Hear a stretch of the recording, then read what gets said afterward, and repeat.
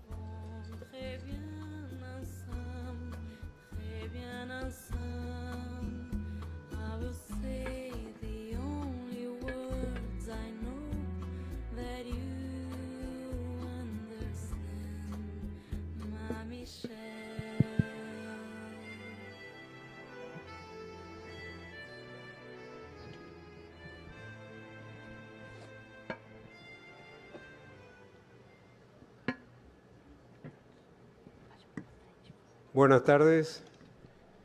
En primer lugar, quisiera agradecer a la organización, a Rafa Díaz Valar por la gentil invitación de acompañarles esta tarde con un equipo de primera en el tema fluvial.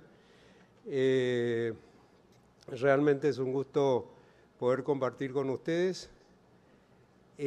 Yo voy a hacer una breve presentación, muy breve, sobre lo que estamos haciendo en la zona en Paraguay, en la hidrovía Paraguay-Paraná. Algunos ya lo conocen.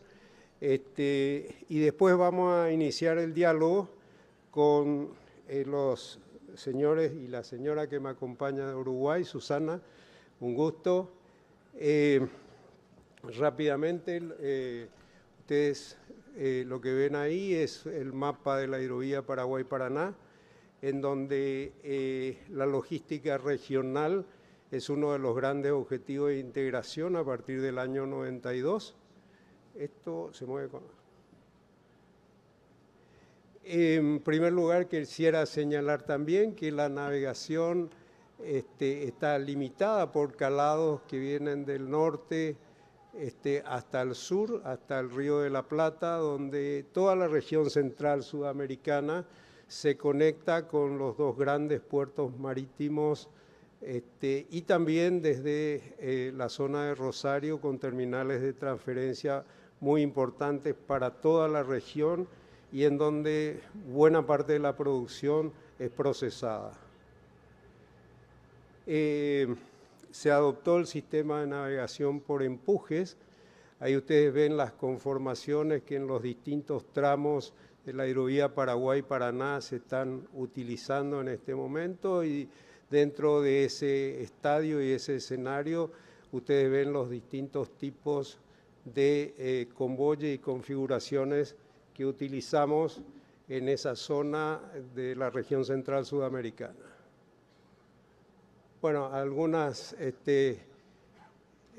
citas sobre los puntos más significativos que suponen un trabajo de dragado constante en la hidrovía, en lo que es hoy la navegación en esos casi 3.000 kilómetros.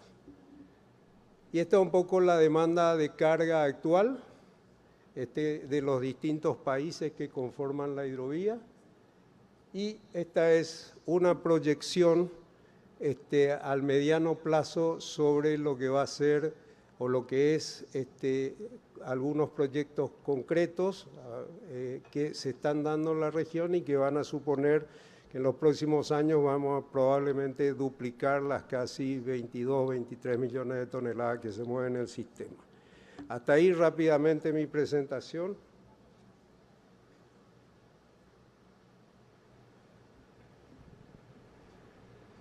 Yo no sé, Susana, si como dama te voy a pedir tu primera impresión. Gracias a todos por acompañarnos esta tarde. Susana representa, bueno, en todo caso presentate vos y después iniciamos el diálogo. Me gustaría una referencia tuya sobre lo que es el desarrollo del puerto de Montevideo y la vocación de Uruguay como hub logístico en esa parte de la geografía de Sudamérica, ¿no es cierto? Y algunos hechos relevantes respecto de los trabajos de calado y de lo que está pasando en la bahía de Montevideo. Así que, Susana, preséntate y te escuchamos.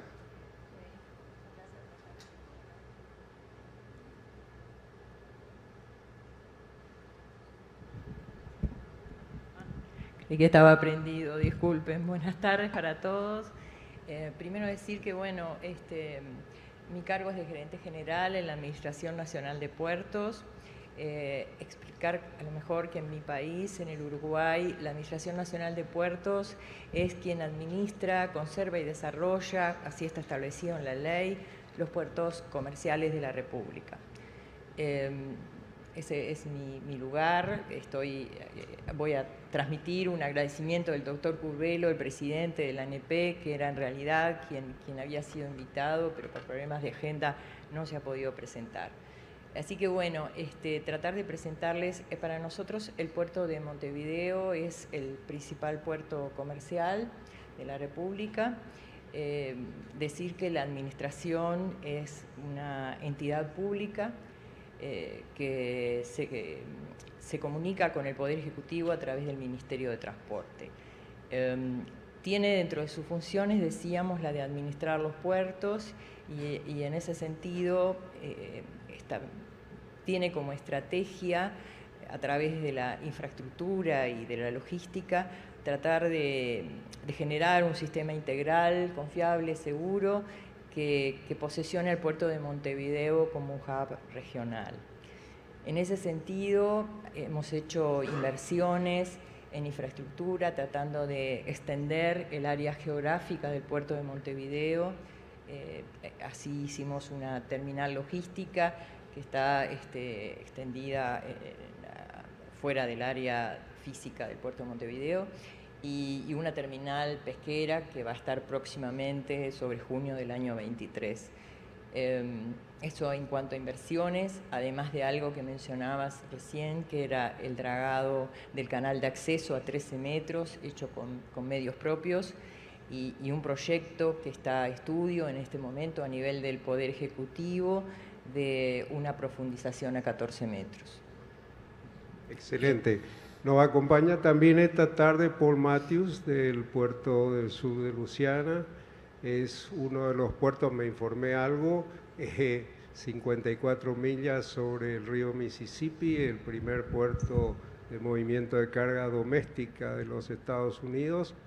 Y evidentemente con ese volumen registrado 2021 de 229 millones de toneladas en total en distintos tipos de productos. Es una zona industrial muy importante, así que nos interesaría saber el tema, fundamentalmente el tema de la seguridad en las operaciones portuarias y la incorporación de tecnología, Paul.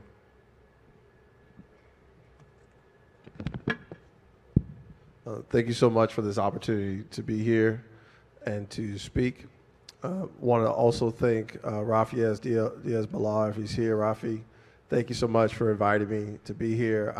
It is an absolute pleasure to be in Brazil and to be in South America. This is my first trip on this continent, and I'm so grateful for the hospitality and getting to know so many people that are here today. It's really a pleasure.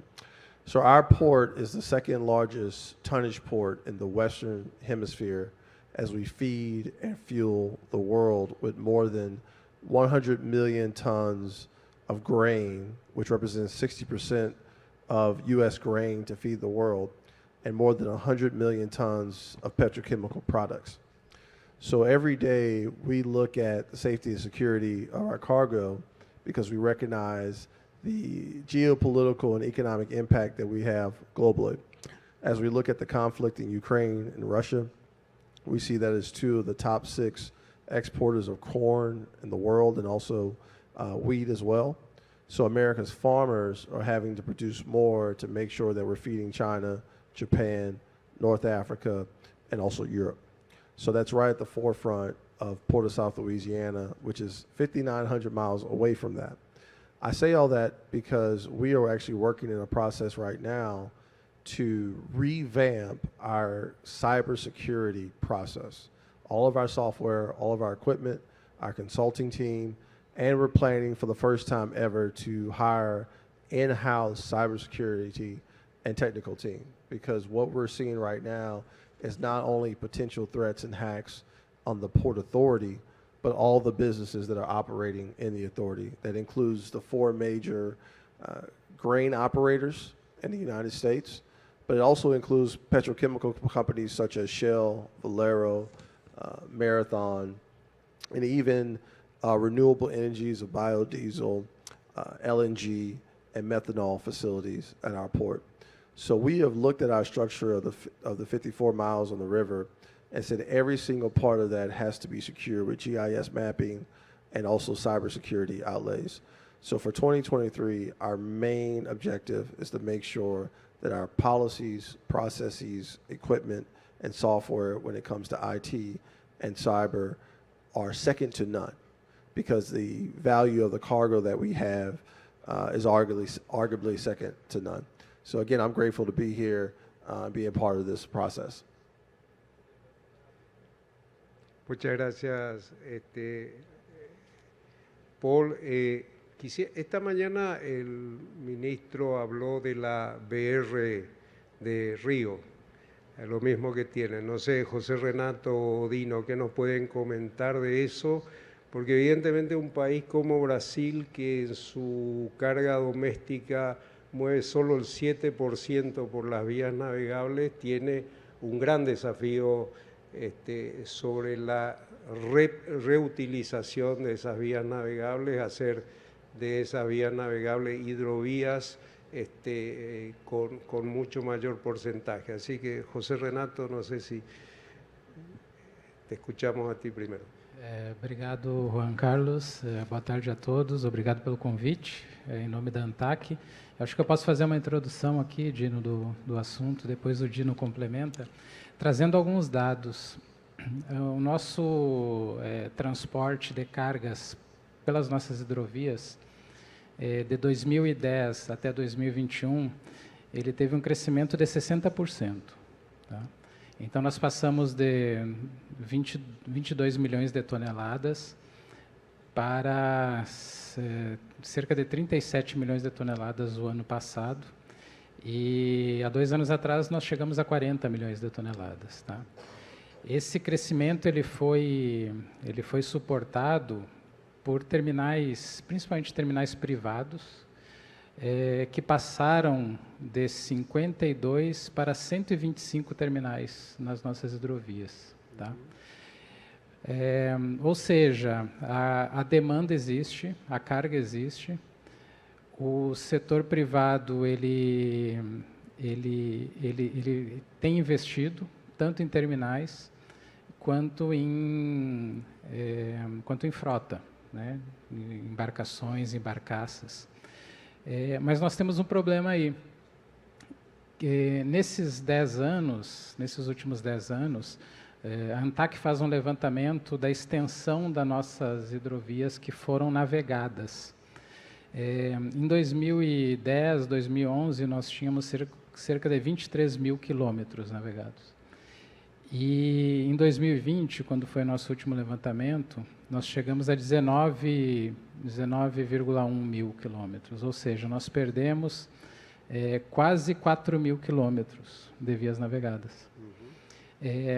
Então, a gente está crescendo em quantidade movimentada, em número de terminais, em frota, só que nós estamos reduzindo a nossa malha hidroviária, né?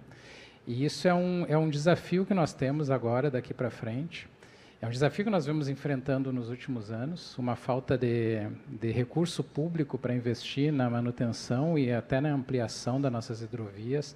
Algumas questões de conflito de usos múltiplos das águas também, nas barragens, geração de energia elétrica, transporte. E aí eu acho que o Dino pode falar um pouco sobre o que o Ministério tem pensado na BR dos Rios para que a gente possa vencer esse desafio que é uma crise fiscal que nós temos e a falta de recursos públicos para esses investimentos. Te escuchamos, Dino, para complementar. Muito obrigado, Juan. Graças por la pergunta. Primeiro, queria agradecer o convite que foi feito ao Ministério para falar sobre o tema de hidrovias. Agradecer a hospitalidade do Biral, presidente aqui da Santos Port Authority. Obrigado, Biral. Obrigado para a Rita Munk, que é a presidente da seção latino-americana da APA. Muito obrigado. O tema, só lembrando a lógica da BR, né? Nós fizemos, desde 2019, nós fizemos um programa chamado BR do Mar. Né? BR no Brasil são as rodovias. Então, as rodovias no Brasil são chamadas BR, BR-101, BR-224 e assim por diante. Então, as rodovias no Brasil são conhecidas como as BRs. E quando nós pensamos, primeiramente, no programa para desenvolvimento da cabotagem no Brasil, né, que é a navegação marítima pela costa brasileira, nós pensamos em desenvolver essa navegação de cabotagem com a mesma eficiência, com o mesmo esmero que a gente tem para as nossas rodovias. Coisas que a gente não tinha antigamente para a navegação doméstica. E ali surgiu a BR do Mar, que era exatamente o programa para desenvolver a cabotagem brasileira. BR do Mar foi um programa, a gente acredita que até o momento bastante exitoso, com a publicação da Lei 14.301 nesse ano. Foi uma lei bastante inovadora em relação às regras para o funcionamento da cabotagem. A gente acredita que no médio prazo teremos o resultado da BR do Mar. Quando fomos finalizando esse trabalho de construção da nova lei da cabotagem, a gente percebeu que a gente tinha que fazer um programa semelhante, em termos de foco, em termos de um olhar aprofundado, agora para a navegação interior. E aí, BR dos Rios, né? Então, é o programa no qual nós estamos debruçados já, principalmente desde 2021, do início de 2021, fazendo um trabalho bastante aprofundado com todas as empresas, todos os stakeholders da navegação interior, sejam empresas de navegação, sejam empresas, sejam embarcadores, ou sejam os donos da carga, né? Fazendo um trabalho de mapeamento dos problemas, dos principais gargalos que a gente tem nas hidrovias brasileiras, né? O Fialho colocou alguns números importantes das hidrovias brasileiras. Ele tem um outro número interessante, que seriam potencialmente utilizáveis mais de 60 mil quilômetros de rios no Brasil, e hoje estamos utilizando apenas 19 mil quilômetros. Né? São diversos os problemas, diversos os gargalos que levam a essa situação. Todo o crescimento que o Fialho colocou há pouco, ele tem um foco muito grande no desenvolvimento do que a gente chama aqui no Brasil, que é o Arco Norte, que é o transporte principalmente de grãos pelos rios do norte do Brasil, na bacia amazônica. Então, o Rio Madeira, o Rio Tapajós, e a gente acha isso muito pouco. E por que pouco? Porque, principalmente, no Brasil, a gente costuma dizer que temos rios navegáveis e não hidrovias em si. E o que diferencia uma hidrovia de um rio navegável? Aqui eu trago como exemplo, aqui do nosso colega, o Mississippi. Né? É um rio onde você tem estruturas muito bem pensadas, não só estruturas de treinamento de rio, como estruturas de sinalização do transporte aquaviário, realmente todo um planejamento de como que será feita a operação naquele rio. Né? Nós temos ainda muito pouco isso no Brasil. Talvez o que se mais aproxime a isso no Brasil é o rio Tietê, onde foi realmente um rio pensado para para operar como sendo uma hidrovia. Nas demais, então o Madeira, por exemplo, que hoje faz mais de 15 milhões de toneladas, a gente não tem a configuração como uma hidrovia. Né? Ele é um rio navegável. O BR dos Rios vem exatamente trabalhar esses termos para melhorar as condições de navegabilidade e de operação dos nossos rios, principalmente contando com a iniciativa privada na perenização. Então, a ideia é que, fazendo parcerias com a iniciativa privada, a gente consiga manter de maneira perene os orçamentos os investimentos que são feitos, que são necessários para manter a navegação no rio. Quando a gente tem apenas a execução via orçamento público, a gente tem realmente uma incerteza muito grande na execução desses orçamentos, na disponibilidade desses orçamentos. E a ideia do BR dos Rios é exatamente criar uma estrutura onde a gente possa ter uma previsibilidade na ação necessária para tornar esses rios perenes e efetivamente hidrovias, né? Utilizando para isso a parceria com a iniciativa privada.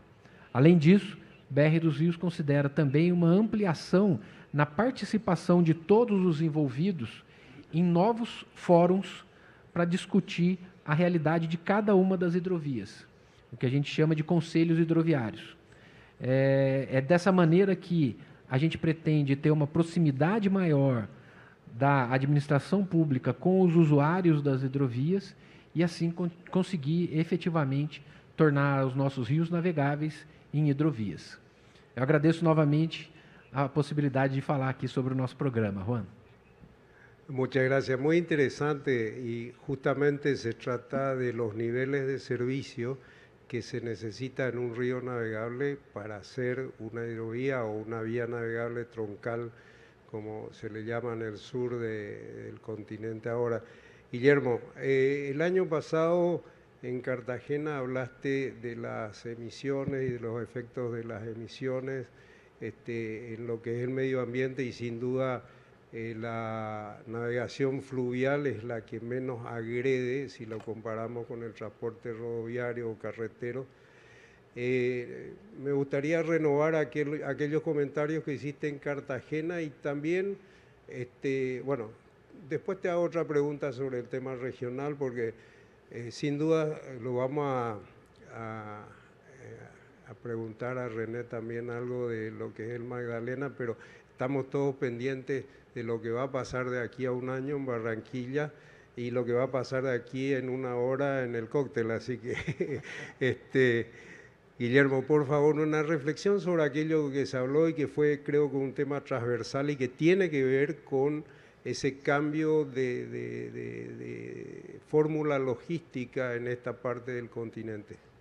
Sí, bueno, primero agradecer a APA la organización, la invitación, fundamentalmente poniendo nombres a Zulma y su equipo por el evento tan genial, tan profesional que todos los años nos están acostumbrando y que bueno, le pone ahora para Barranquilla la vara más alta, así que bueno.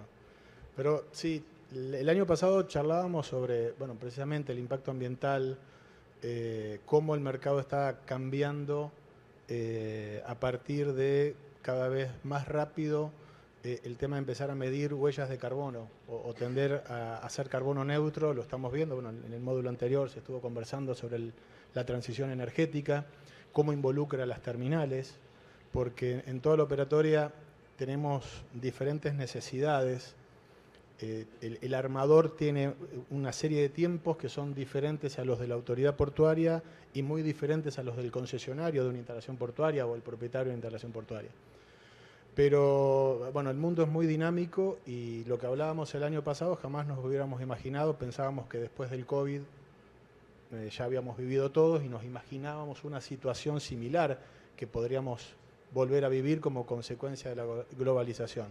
Lo que todos dábamos por desterrado era un escenario de guerra, como bueno, mencionaba Paul, y las nuevas oportunidades, y no solamente tenemos que empezar a hablar hoy de seguridad en términos de ataques cibernéticos, sino también en seguridad alimentaria. Y eso nos pone también, sobre todo para la región central de Sudamérica, para Sudamérica en general, pero fundamentalmente la región central de Sudamérica, nuevas oportunidades de desarrollo y de acceder a nuevos mercados. Y en esa línea es que, así como tenemos la problemática del impacto ambiental y cómo tratar de reducirlo, cómo reducir en toda la cadena logística nuestra huella de carbono, ahora tenemos que lidiar con otra nueva tendencia, que es el tema del nearshoring. Y otra tendencia que vino para quedarse, porque se suman estas situaciones a un contexto de globalización que no se va a detener. La globalización es muy buena, pero también tiene consecuencias y tenemos que estar preparados. Y este concepto de nearshoring quizás que es un poco replantear el just in time por el just in case. Y pensábamos que con el COVID ya había pasado y nos encontramos con la guerra entre Rusia y Ucrania y cómo eso afecta a la seguridad alimenticia, cómo afecta o se abren y se cierran fronteras para que el acceso de productos puedan llegar o no llegar a determinados países. Y quizás en la hidrovía Paraná-Paraguay, este concepto de nearshoring ya lo veníamos trabajando. Quizás el líder en este tema es todo lo que es la experiencia paraguaya al ser un país mediterráneo y cómo transformó esa pseudo debilidad del país mediterráneo en oportunidad. Y hoy tener la flota fluvial, tercera flota fluvial más grande del mundo. Con lo cual, en cierta medida, Paraguay o la región central de Sudamérica tiene esa condición de mediterraneidad con Mato Grosso do Sul, por ejemplo, que si bien hoy su salida natural es buscando los puertos oceánicos, también tiene una hidrovía, pero bueno, como decía Dino muy bien, en realidad hoy es un río navegable, no es una hidrovía. Como los que conocemos la hidrovía Paraná-Tieté, bueno, realmente creo que esa es la mejor experiencia, lamentablemente con un fenómeno de sequía de 3 años muy duros y que quizás por eso la hidrovía Paraná-Tieté no se ha podido desarrollar en toda su plenitud estos años. Pero ese concepto de nearshoring, de poder llegar con tus productos lo más cerca posible de tus mercados de consumo, o que las cadenas de suministros busquen posicionar, ya saliendo del just in time y teniendo stock críticos, pensando en todo este tipo de situaciones, era algo que en la hidrovía, por esa navegación o esa cadena logística complicada, como es pasar de una navegación fluvial, llegar a un puerto de ultramar, donde poder pasar de la interfaz fluvial a la interfaz oceánica, ya lo tenía asimilado. Y hoy por hoy creo que es el sector que mejor se está adaptando a esta nueva normalidad que nos toca vivir. Yo creo que en realidad no es un problema, es una oportunidad. Y creo que el sistema está preparado para eso. Nos quedan cuestiones por trabajar.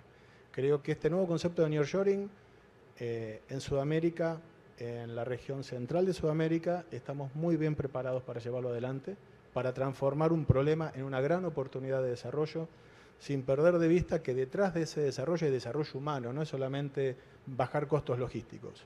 En Sudamérica, bajar costos logísticos significa que sectores que no tienen posibilidades productivas entren en capacidad productiva. Y entrar en capacidad productiva es generar trabajo y generar trabajo en esa región. Y evita migraciones hacia los grandes centros urbanos. Entonces, eso es muy importante como oportunidad. Y como decía Susana, hoy Montevideo con 14 metros de profundidad es una alternativa. Ya lo vamos a tener más cerca, creo que estamos en camino a. Pero bueno, por otro lado tenemos un problema que, bueno, que Paul no lo tiene. La hidrovía del Mississippi es un solo país. Nosotros somos 4 países, con 4 normativas aduaneras, impositivas y jurídicas totalmente diferentes. Y creo que ese es el gran desafío que tenemos por vencer. A nivel de reacción entre los cambios, el sector está demostrando que está a la altura de las circunstancias. Quizás lo que venimos lentos es con el cambio de las normativas y dejar de entender que la hidrovía Paraná-Paraguay es como el Mississippi. Geográficamente es como la hidrovía del Mississippi, pero jurídicamente, en términos de gobernanza, es como la hidrovía del Danubio-Rin. Entonces, creo que ese es el norte en el que tenemos que trabajar. Muchas gracias, Guillermo. René, te toca. El río Magdalena, desde hace años, un gran desafío para tu país. Llegar al interior, llegar a la capital, era un gran desafío, siempre sigue siendo un gran desafío por los costos interiores y el desarrollo de puertos como Puerto Berrío, Barranca Bermeja, siempre está todavía pendiente porque hay bastante que hacer y Barranquilla, junto con Cartagena, a través del canal del dique, se convierten en verdaderos protagonistas en los últimos 30 años del comercio internacional, no solamente de Colombia, sino como puertos de transbordo muy importantes para la zona. Contanos un poco cómo está el desarrollo no solamente del Magdalena, sino de tu puerto, la salida al mar, esa necesidad constante de dragado y mantenimiento en ese estuario tan difícil que es el que tienen ustedes enfrente. Bueno, Juan Carlos, muchas gracias. Quiero agradecer, Rafa, por esta invitación, de verdad, y a Zulma por esta organización. Como lo decía Guillermo anteriormente, ha sido un evento sencillamente espectacular y la barra, como decía Guillermo, la tenemos bastante alta en Barranquilla, pero se van a sorprender. Van a ver. Juan Carlos, el tema del río Magdalena es un tema verdaderamente que nosotros no terminamos de entender cómo un país como Colombia, que tiene una arteria fluvial tan importante como el río Magdalena, que atraviesa 13 departamentos, los cuales representan aproximadamente un 80% del Producto Interno Bruto del país. Entonces, es una arteria que inició con muchísima relevancia. Por allá entró la radio, la televisión, el cine, la aviación en Colombia entró por el río Magdalena. Y eso indica solamente una pequeña muestra de lo relevante que fue en su momento el río Magdalena para la economía colombiana y cómo a medida que va pasando el tiempo el Estado se ha encargado a través del olvido de desarrollar eso tan importante. Lo veíamos en los comentarios anteriores, cómo han venido sacando provecho sobre las diferentes hidrovías, la integración entre los diferentes países, el comercio, cómo se dinamiza el transporte a través del río, que para nosotros es supremamente importante. En Colombia todavía, hoy en día, hay 2 medios de transporte que prácticamente no se utilizan, uno es el ferroviario y otro es el fluvial, increíblemente, donde es un país cuya producción, digamos, está ubicada a 1000 kilómetros de los puertos. Entonces tenemos mucha producción nacional que fue creada y ha sido creada para satisfacer demanda doméstica, pero no para competir en mercados internacionales. Y teniendo un transporte carretero primordialmente tan costoso, hace perder competitividad. Y en un momento donde, bueno, afortunadamente para esos casos tenemos un peso que se ha venido devaluando, eso puede mejorar un poco la competitividad de las empresas colombianas, pero con una ubicación a 1000 kilómetros de distancia de los puertos lo hace difícil.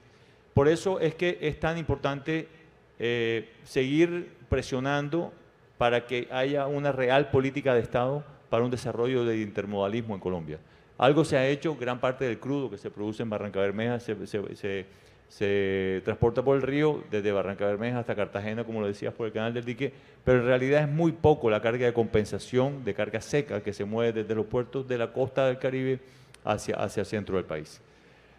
Barranquilla es una ciudad-puerto, la ubicación es en la esquina del Mar Caribe con el río Magdalena, estamos ubicados más o menos a 22 kilómetros de la desembocadura, somos un total de 10 terminales, tenemos 24 posiciones de atraque, se mueven 12, 13 millones de toneladas anualmente y es indiscutiblemente muy, muy relevante, se originan aproximadamente 23.000 empleos.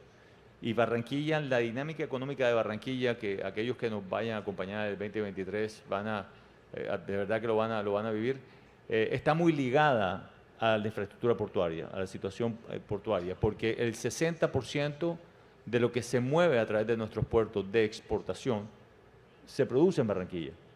Y el 50% de lo que llega de importación a nuestros puertos se consume en Barranquilla. Entonces hay una actividad muy ligada entre la actividad portuaria y la dinámica económica de Barranquilla. Y Barranquilla es la ciudad de Colombia en este momento que va teniendo el mejor desempeño económico de todo el país. Por muchas razones. Una de esas es un potencial que estamos mirando es el nearshoring. Siendo Estados Unidos nuestro aliado comercial más importante, estamos haciendo un trabajo bastante dinámico con la ayuda de la Embajada de Estados Unidos para desarrollar y para incentivar compañías americanas que se vengan a Barranquilla a producir. Y entonces ahí tenemos el reto que lo mencionabas brevemente, el tema de la navegabilidad, sobre todo de esos últimos 22 kilómetros, que es donde, ¿por qué los 22 kilómetros? No solamente porque afecte la zona portuaria de Barranquilla, sino porque es donde necesitamos el mayor calado para entrada de buques que por lo menos puedan traer 35 o 40 mil toneladas con unos calados de 10, 11 metros. Actualmente tenemos un calado operativo más o menos de entre 9 y 9.2 metros que le resta competitividad a Barranquilla. Y además eso va generando sobrecostos por todo lo que indica traer buques que no pueden estar completamente cargados y demás. Desafortunadamente han pasado varios gobiernos, ha habido políticas completamente interrumpidas de dragado en Barranquilla con un río Magdalena que es altamente sedimentológico, pero que en realidad yo considero que lo que ha faltado es un poco de visión sobre el tema. Sin embargo, la buena noticia es que ya desde hace varios meses se viene trabajando de una manera mucho más eficiente, ya tenemos por lo menos dragado garantizado, lo hemos venido teniendo durante todo el 2022, en el 2023 ya están los recursos asignados, pero ya se está trabajando de la mano con el gobierno. Y hago una aclaración, nosotros somos entidad completamente privada, no hay intervención pública en los puertos en Colombia, pues administrativamente hablando me refiero. Entonces las conversaciones que tenemos con el Estado son sector público con sector privado. Y se viene trabajando en un modelo ya más a largo plazo. Inclusive estamos considerando, hemos hecho algunas averiguaciones de cómo están funcionando el modelo que se hizo en Guayaquil, que tenía problemas similares a lo que nosotros tenemos hoy en día, que entregaron el canal de acceso en concesión, les ha funcionado bastante bien. Es algo que no se ha analizado a fondo en Colombia, pero puede ser una parte de la solución. Pero también hemos hecho contrataciones con 2 empresas europeas para que nos ayuden a entender un poco la dinámica de sedimentación del río, a que con base ya en tecnología de punta, nos hagan, con base en modelos matemáticos inclusive, nos hagan una modelación de cuál debe ser el trazado ideal del canal de acceso, con el fin de optimizar la utilización del recurso, porque en Barranquilla se viene dragando aproximadamente 3 millones de metros cúbicos al año, con un costo excesivamente grande que no es a largo plazo, no es sostenible. Entonces, eso es lo que venimos trabajando. Afortunadamente hemos tenido ya, como te decía, aproximadamente al final del gobierno anterior, con inicios de este gobierno, incluidos las mesas de empalme, hemos tenido unas buenas conversaciones que nos llevan a creer que sí lo podemos lograr, porque lo que tenemos que poder lograr es que, no solamente para que Barranquilla juegue un papel más importante en el comercio exterior en Colombia, sino para poder acercar a los productos colombianos a ser competitivos a nivel internacional, tenemos que trabajar en el desarrollo del intermodalismo en Colombia sin ninguna duda.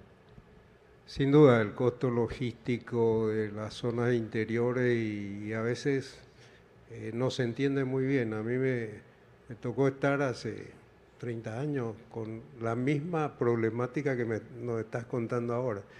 Pero bueno, Susana, hablaste de Montevideo, sin embargo Uruguay con Nueva Palmira y la pretensión de Fray Bentos de llegar a mejores niveles de navegabilidad, profundizando el canal, tratando de estar al mismo nivel que Nueva Palmira.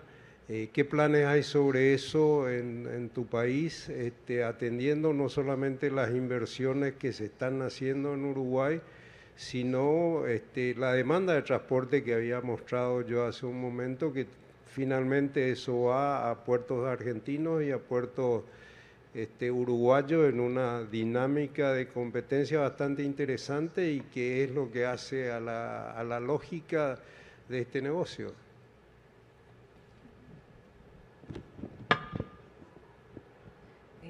Sí, Uruguay está tratando de avanzar en el tema de la aerovía Paraná-Paraguay, está tratando de potenciar los puertos bien dijiste, de Fraivento sobre todo, porque Palmira es el segundo puerto comercial de la República, así que en verdad tiene ya una actividad, pero bueno, hay que seguir potenciando y hay que generar los espacios para que las inversiones lleguen. Yo quería aclarar también un punto que tiene que ver con que la administración, si bien es una administración pública, nosotros desde 1992 con la Ley de Puertos tenemos un sistema en el cual el sector privado comienza a hacerse cargo, digamos, a trabajar en la operativa. Entonces, muchas veces lo que se propicia también es generar los espacios, los ámbitos, los desarrollos de infraestructura, o las posibilidades para que el sector privado pueda afrontar las demandas y crecer en el negocio. Estamos trabajando. Hay algunas cosas que hoy no las tengo para precisar, pero sí se está trabajando, sí hay un interés de Uruguay y desde el gobierno en participar y en dar un impulso a la hidrovía Paraná-Paraguay, que es... sabemos, reduciría los costos logísticos y potenciaría también nuestros puertos. No sé si con eso... Sí, gracias Susana. Realmente en el 92 y con la declaración de Puerto Libre a Montevideo se logró ganar un espacio muy importante. Paul, nos había comentado Dino los niveles de servicio que se tienen en el río Mississippi como un ejemplo a seguir. Sería bueno escuchar algún comentario de ustedes. Hay varios, el río Mississippi atraviesa varios estados muy potentes en producción y en navegación. ¿Alguna referencia a los niveles de servicio y el mantenimiento que tiene esa vía navegable tan importante para tu país? I do. The Mississippi River and its tributaries touches 31 states and 2 Canadian provinces. So from the state of New York to the state of Montana, all the way up to Saskatchewan, Manitoba, down the Mississippi River. It takes hundreds of millions of dollars annually to keep the river dredged and maintained.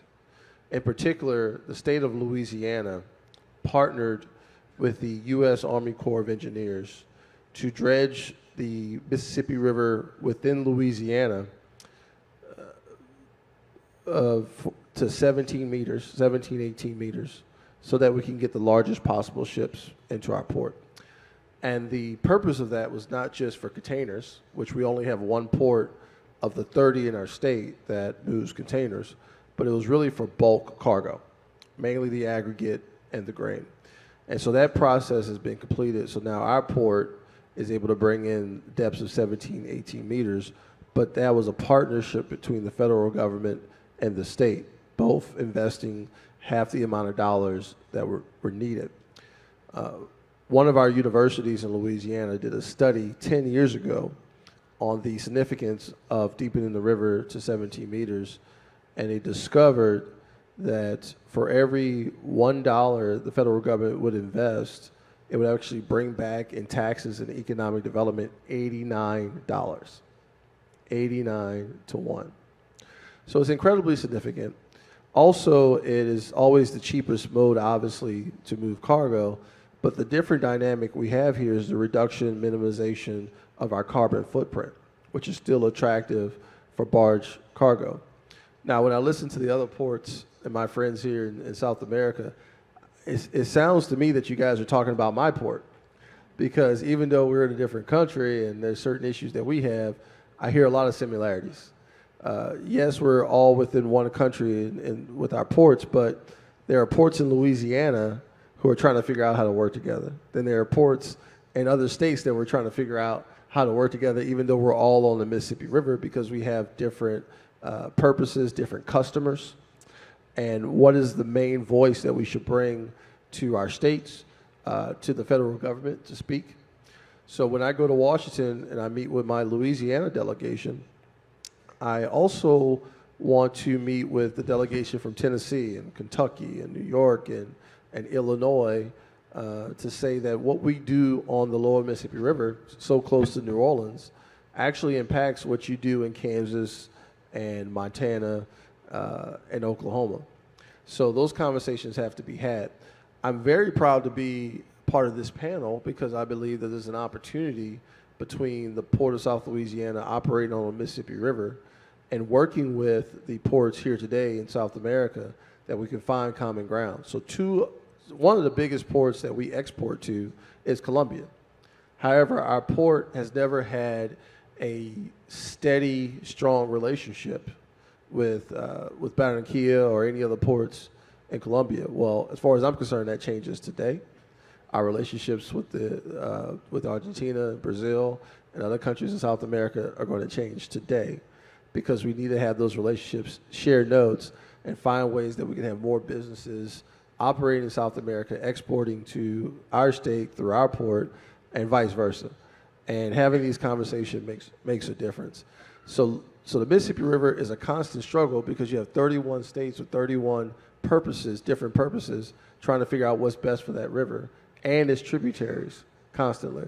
So it's very difficult for us as a region in Southeast Louisiana to speak with one voice, as a state, as Southeast United States, or even as a country, to bring all the ports together to speak.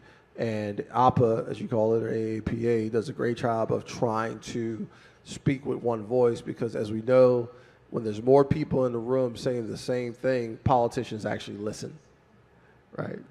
So even with that said, we recognize the United States has made a decision to invest more money into our ports, but I think everyone in this room will agree it's not enough because we all understand the importance of our ports and what they do on a daily basis for our people in job creation, quality of life, economic development.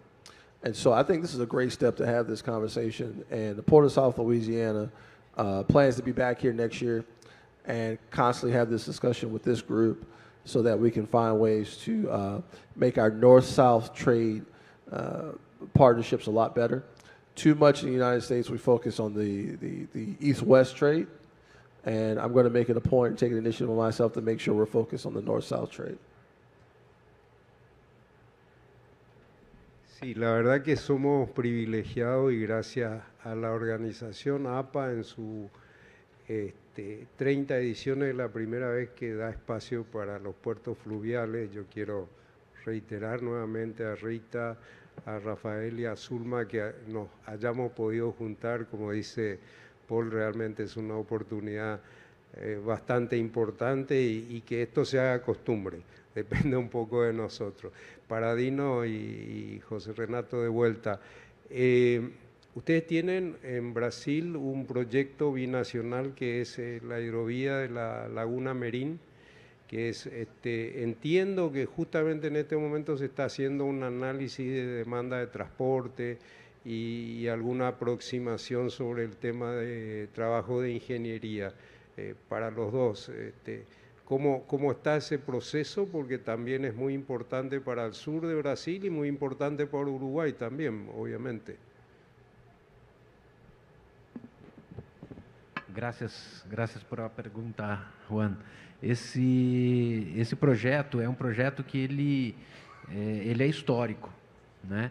Existe um acordo entre Brasil e Uruguai. Esse acordo já faz 60 anos para que a gente possa efetivamente explorar a hidrovia Brasil-Uruguai, né? que é uma hidrovia muito mais ampla do que esse projeto que estamos estudando hoje, né? O projeto que está em estudo é a ligação entre as lagoas Mirim e dos Patos, com uma conexão ao Porto de Rio Grande, exatamente dando uma possibilidade de fluidez, não só entre as cargas entre Brasil, Uruguai, né, e Uruguai e Brasil, mas também da possibilidade do transporte, da produção de uma ampla região do Uruguai, a região mais ao leste, né, via o Porto de Rio Grande. Não faz sentido você fazer todo uma logística no Uruguai, não só para chegar a Montevidéu, mas também para adaptar o Porto de Montevidéu àquelas cargas, sendo que a gente pode fazer essa conexão de maneira hidroviária dessa região produtora do Uruguai ao Porto de Rio Grande, fazendo a exportação das cargas uruguaias por ali, né? Esse projeto, nós recebemos já estudos, né, que foram doados, estudos para que possa ser feita, e aqui novamente uma relação com a iniciativa privada, então estudos para que possa ser feita uma concessão, uma parceria com a iniciativa privada nessa ligação entre a Lagoa Mirim e a Lagoa dos Patos e o Porto de Rio Grande. E esses estudos estão exatamente num momento não só de análise, como do que a gente chama de apropriação. Então, quando a gente recebe estudos que serão utilizados em uma licitação, o governo brasileiro ele tem que se apropriar desses estudos. Esses estudos eles têm que deixar de ser um estudo da empresa que fez, no caso foi a DTA que fez esse estudo e doou ao governo brasileiro, mas esse estudo tem que deixar de ser um estudo da DTA, ele tem que ser um estudo do governo brasileiro. E para que isso aconteça, não só as nossas equipes, a equipe do Ministério da Infraestrutura, da ANTAC, mas também da antiga EPL, que é a nossa empresa de planejamento e logística, hoje chamada de Infra SA, mas também a equipe do DENIT, que trabalha, que tem responsabilidade também em infraestruturas hidroviárias, né? Essas equipes elas têm que não somente compreender o que foi estudado, o que nos foi apresentado, mas também alterar, ajustar tudo aquilo que for necessário para que, no determinado momento, esse estudo possa ser apresentado à sociedade como sendo um estudo, um projeto do governo brasileiro. E que, dessa forma, ele possa ser levado a uma licitação, né? Que se possa fazer um leilão. Para que esse trabalho seja feito, nós estamos contando também com o apoio da CAF, Corporação Andina de Fomento, na contratação de consultores que nos ajudarão não só a fazer os ajustes necessários, né, como também a modelagem para tornar esse estudo autossustentável, né, no modelo de concessão. Esse estudo, a ANTAC que está mais à frente, nesse momento, a ANTAC que realmente ela fica mais à frente, porque no final é a ANTAC que vai assinar, é o que a gente chama aqui no Brasil do poder concedente, a ANTAC que assina esse contrato com o privado. E acho que o Zé pode colocar aqui um pouco mais de como que está esse processo sendo feito lá na ANTAC. Exato. A ANTAC, né, está coordenando esses trabalhos da realização dos estudos, da contratação dos estudos. Estou com a presença da minha colega Patrícia, que é quem está coordenando esse trabalho lá na ANTAC. E qual é o trâmite, né? Após a gente receber esse trabalho, a gente fazer as revisões junto com a equipe do Ministério, do DENIT e da Infra SA, a gente fazer uma audiência pública, colocando todo esse material para a sociedade, para contribuição. Depois encaminhamento para o nosso Tribunal de Contas e após essa etapa por fim, se demonstrar como sendo um projeto viável, fazermos a licitação, né? Como o Dino falou, que é um projeto histórico por essa relação que a gente tem com o Uruguai há muitos anos, esse acordo, eu reputo também ele como sendo um divisor de águas, porque é o primeiro estudo pensando numa parceria público-privada para uma hidrovia, né? Então, com esse estudo, a gente vai ganhar uma base, um know-how que pode e deve ser aplicada para as outras hidrovias, né? Então, no futuro próximo, o que a gente imagina e pretende é que sejam realizados estudos para a hidrovia do Madeira, do Tapajós, hidrovia do Tietê-Paraná, a hidrovia do Paraguai, né? E, eventualmente, as nossas hidrovias do Nordeste, que são hidrovias que estão esquecidas nas últimas décadas, a hidrovia do São Francisco, a hidrovia do Parnaíba. Então, acho que a gente, com esse estudo, com esse projeto da Lagoa Mirim, a gente vira a chave, a gente muda o foco da discussão. A gente passa de ter que contar com orçamento público todo ano para fazer investimentos e fazer uma parceria com o setor privado para que a gente possa desenvolver as hidrovias de uma forma sustentável. Muchas gracias. René,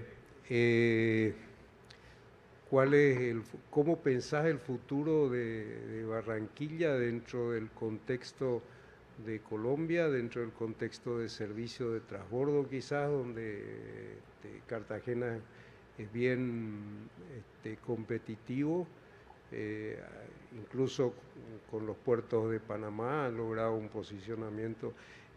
¿Cuál es el target? ¿A dónde camina Barranquilla dentro del concierto de puertos como Santa Marta, Buenaventura, que atiende la costa Pacífico? Hay una delegación grande de Buenaventura también, que tiene su importancia con la cuenca Pacífico, sin duda. ¿Qué pensás vos? ¿Qué va a ser Barranquilla aquí a 10 años? ¿Con qué nos encontramos? Esa es una pregunta, Juan Carlos, que en realidad nos llama a pensarlo y verlo como lo estamos viendo en Barranquilla, que es un tema de ciudad. El desarrollo de Barranquilla está, como lo decía anteriormente, está muy atado a toda la infraestructura portuaria y nosotros venimos trabajando mucho para que Barranquilla se convierta en un hub logístico, que es en realidad el potencial más grande que tiene nuestra ciudad para contribuir, como le decía anteriormente, no solamente al comercio exterior en Colombia, sino al posicionamiento de Barranquilla como un proveedor importante de suministro de materias primas, de servicios, especialmente al mercado estadounidense e Islas del Caribe. Entonces, ese, digamos, como el sueño que nosotros como barranquilleros tenemos y que venimos trabajando, sector público, sector privado, desde hace más de 15 años en esa parte. Estamos trabajando en energías renovables, estamos trabajando en nearshoring, estamos trabajando en fortalecer toda la infraestructura portuaria y se está trabajando en un proyecto que todavía no está, digamos, 100% definido, que es un puerto que se quiere hacer afuera o al lado, a un costado de la desembocadura del río para complementar lo que está sucediendo en la zona portuaria de Barranquilla hoy, que es un par de posiciones de atraque donde se puedan descargar buques de gran calado, de Panamaxes inclusive, bien sea a barcazas o a buques más pequeños y utilizar la infraestructura portuaria para su almacenamiento y distribución. Nosotros no estamos pensando en que Barranquilla sea un puerto de transbordo de contenedores, porque en realidad entrar a competir con Cartagena, eso se convierte en una sumatoria cero, ¿verdad? Porque lo que le quites a Cartagena lo gana Barranquilla, al país le da lo mismo. Y consideramos que Cartagena, haciendo un excelente trabajo, es un puerto muy importante para la región y nuestro potencial no está ahí. Nuestro potencial está en generar valor agregado a la carga que recibimos. Y en eso, no solamente el puerto de Barranquilla, sino en lo que Barranquilla se viene consolidando. Tenemos un nivel de bilingüismo bastante alto que se sigue, que es una política inclusive pública en este momento, que todos los colegios del Estado sean bilingües. Y eso lo vemos con visión precisamente de posicionar a Barranquilla como un hub logístico para la región. Guillermo, Argentina y su matriz logística atendiendo también que buena parte de la producción se mueve en camiones en Argentina y sobre todo la producción muy importante no argentino que recorre cientos o miles de kilómetros para llegar a Buenos Aires, teniendo la posibilidad de hacerlo quizás en combinaciones diferentes y utilizando los puertos del norte argentino, y me refiero específicamente a las provincias de Formosa y Chaco, y también a Misiones, ¿verdad? Misiones tiene más de 2.000 camiones que todos los días salen hacia Buenos Aires y viceversa. Entonces, ¿cómo ves ese cambio de la lógica, de la logística, de la matriz logística en Argentina para ser más competitivo, que es el tema del desafío que habló René hace un rato? O sea, nos toca como actores portuarios o transportistas navieros de ayudar a esa ecuación logística más competitiva, y que creo que es uno de los grandes desafíos a futuro cuando hablaste de garantizar también la alimentación para el mundo, siendo esta región tan importante en ese rubro. Sí, es una muy buena pregunta que involucra decisiones políticas y tomar posiciones políticas. Y creo que eso es lo bueno, creo que no significa dinero del Estado, no significa una inversión que tenga que hacer un privado ni que tenga que hacer el Estado, es solamente cambiar normativas. En Argentina, para los que no conocen, vivimos el absurdo de tener el principal bionavegable, que es el río Paraná, y tener estados mediterráneos como Paraguay a 600 kilómetros más arriba, y que ese productor de Paraguay pueda bajar con su carga por el río en una barcaza, con menor impacto ambiental, con menor huella de carbono, en el futuro accediendo a mejores precios, porque su huella de carbono en la góndola va a ser menor. Y en Argentina vamos con un camión siguiendo en paralelo al río, la barcaza, con todo ese impacto.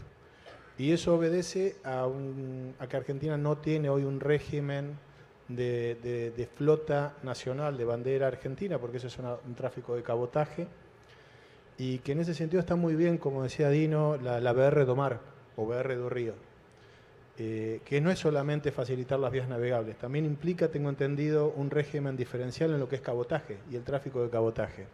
Bueno, esa es la solución, y es una cuestión de decisión política.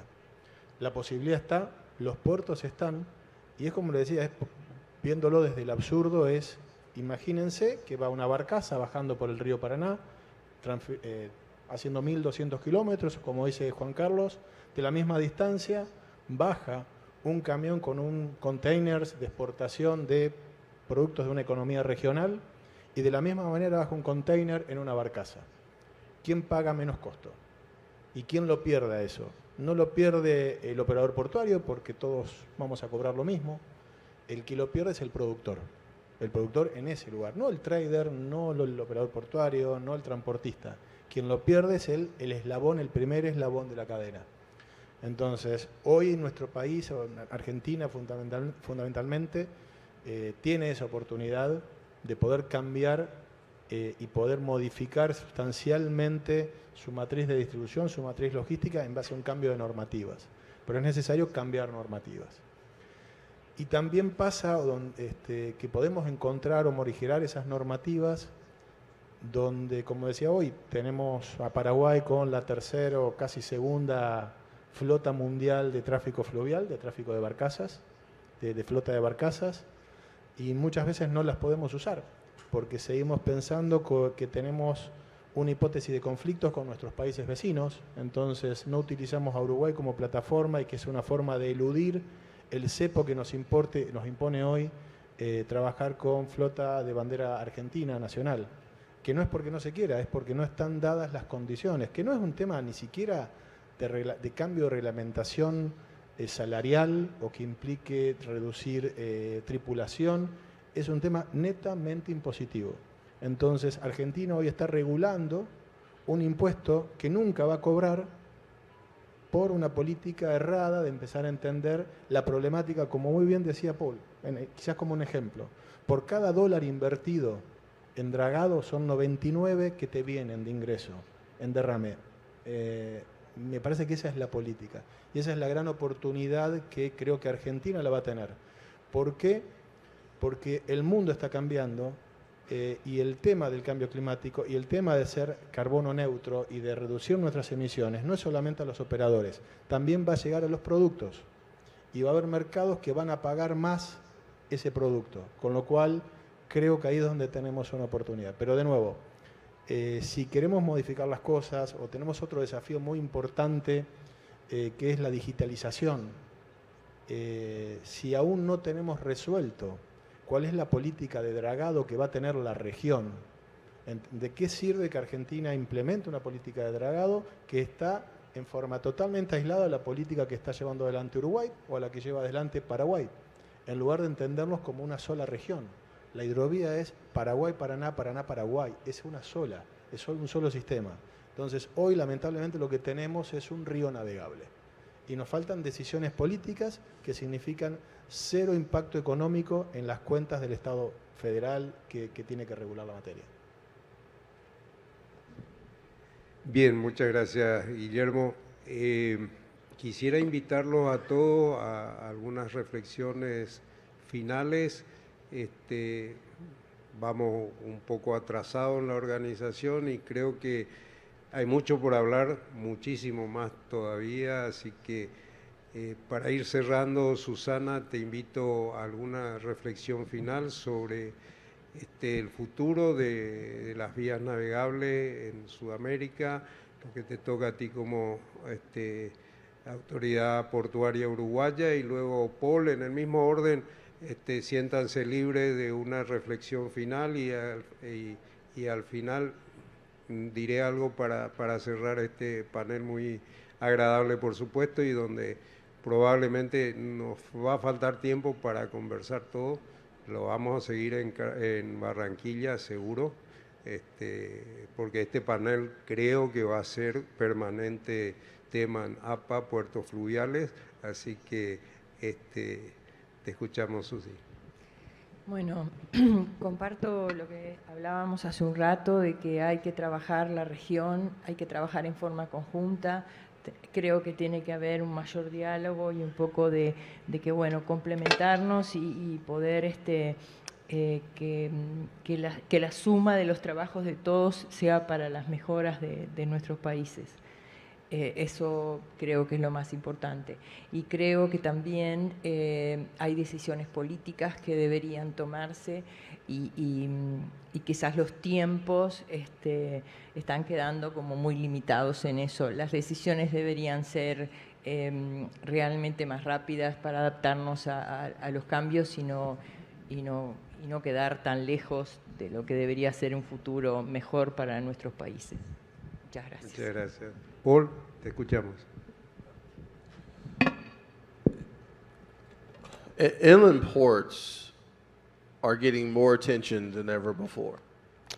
Many times we focus on the ports along the coast, but as we see issues like climate change, energy transition, when we see issues of inefficiencies where there's a lot of congestion on the coastal ports, it is critical to make sure that our inland ports can match our coastal ports so that they all can work as one. So moving forward, we should take this opportunity to make sure our inland waterways become paramount because they have a significant impact to coastal ports who are servicing a significant plurality of the population of our countries. So that attention is not going to last long, usually from a political standpoint. So the opportunity is now to make sure our inland ports match the infrastructure and efficiencies from water, rail, and road that our coastal ports do as well. Muchas gracias. Muchas gracias. Realmente muy buena reflexión, Paul. Muchas gracias.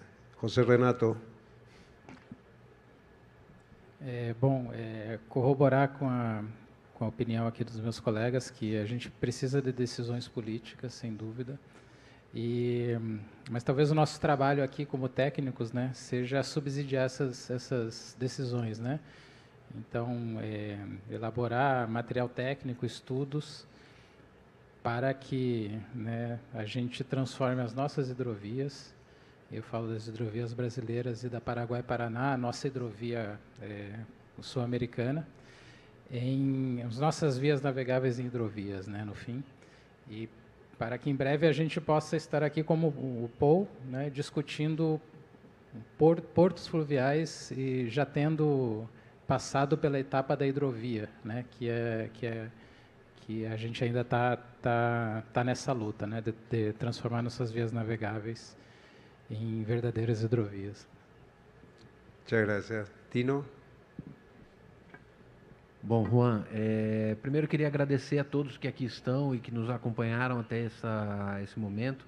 Acho que as reflexões que foram colocadas, né, por todos nós, elas mostram realmente a importância que temos de levantar o tema hidroviário, né, do transporte, da navegação interior, não só aqui, que é um fórum muito mais especializado, conhecedor, um pouco mais conhecedor do assunto, né, mas também para toda a sociedade.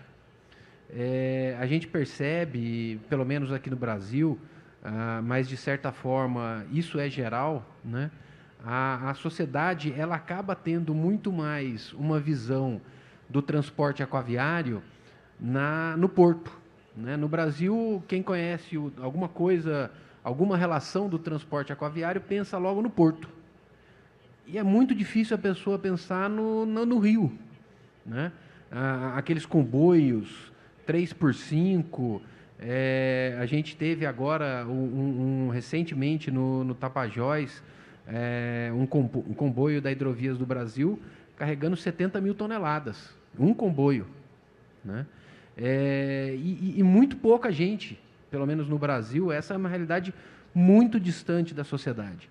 Então, esse tipo de discussão, ela é fundamental, e eu fico muito feliz disso ter acontecido num evento onde pessoas que conhecem Porto, que debatem Porto, passem também a discutir o transporte fluvial, que é o que vai permitir realmente que a gente faça essa conexão entre os modos de transporte. Então, eu só peço que realmente isso aconteça ano que vem em Barranquilla e que nós possamos continuar esse debate, aprofundar esse debate e trazer um pouco mais disso para toda a sociedade. Então, agradecer novamente a toda a organização da APA por essa oportunidade.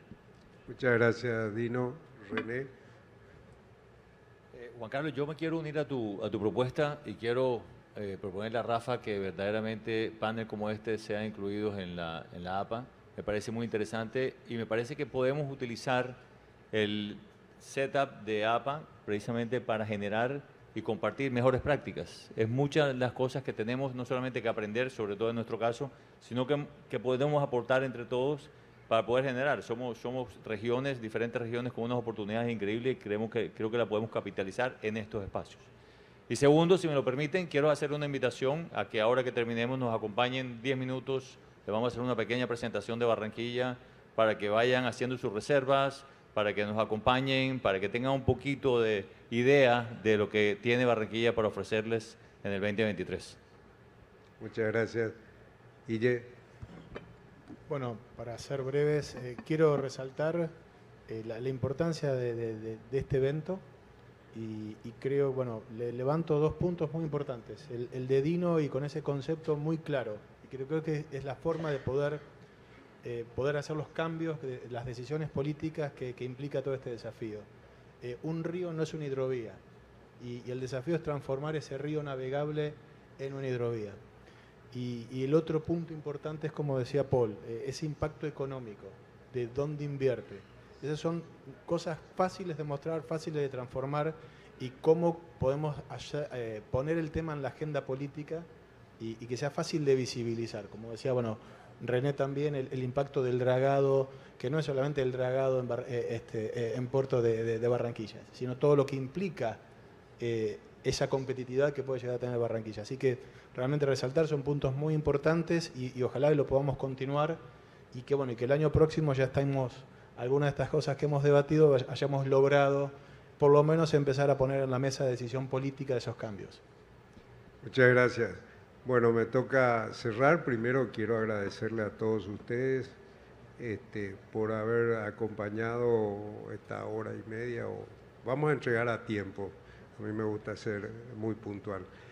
Agradecer nuevamente a la organización. Una de las cosas que valoro es el puente que se tiende hoy efectivamente entre el puerto fluvial norteamericano con los puertos fluviales latinoamericanos. Eso es un hito importante. Los desafíos que tenemos por adelante son más que importantes también. Y no hay que esperar un año. Yo creo que lo que dijo René de interactuar, de seguir comunicándonos, que sea parte de la agenda de Rita en sus conversaciones, en las convocatorias de toda la delegación APA Latino. De aquí a un año yo creo que podemos aportar bastante experiencia, conocimientos.